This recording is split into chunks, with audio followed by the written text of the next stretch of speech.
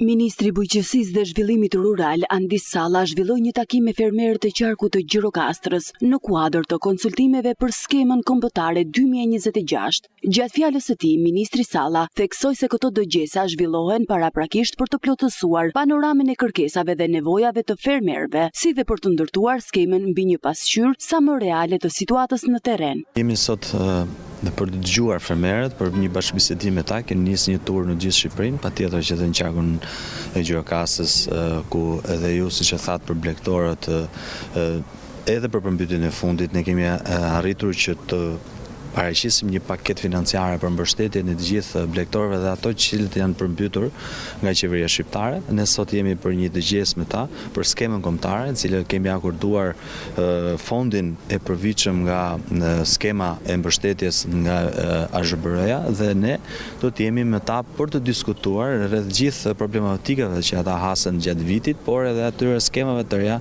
dhe subvencioneve që ne duhet të mbështesim dhe të rrisim në mbështetjen e tyre për krerë apo për bagti cilët duan që të përfitojnë sa më shumë. Mbasi ne të mbyllim të gjithë dëgjesat në 12 qarqe të Shqipërisë në 24 takime, ne do dalim në një paket të re.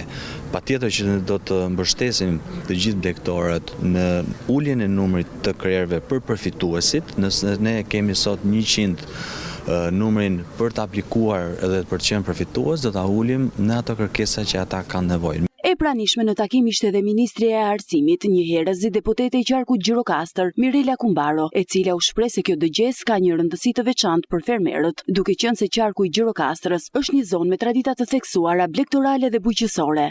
Ministria e Bujqësisë ka futur njërisi në mënyrën e komunikimit me blegtorët dhe buqit, që është biseda dhe takimet përpara se sa skema të hapet zyrtarisht dhe të bëhet formalisht publike. Që do të thotë t'i dëgjojmë, të kuptojmë, por dhe të nxjerrim përvojat nga skemat, zbatimi i skemave të mëparshme të subvencioneve.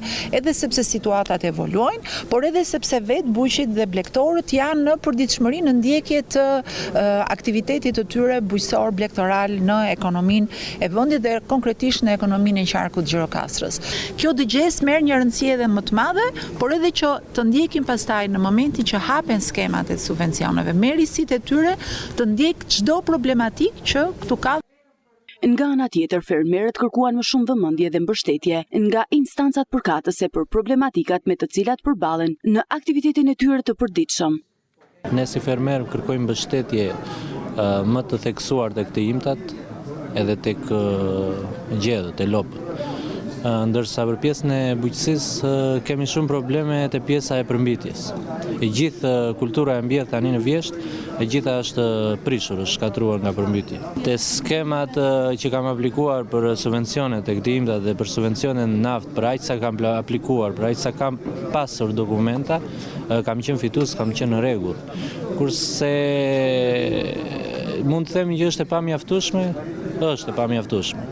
Neve në zonën tonë kemi problem, kanalet kuqe, kanalet janë bllokuar, ujërat nuk funksionojnë, përmbyten fushat, kemi marrë vetëm karburantin nga shteti, para të ngasur tokë kemi neve e mjaftueshme.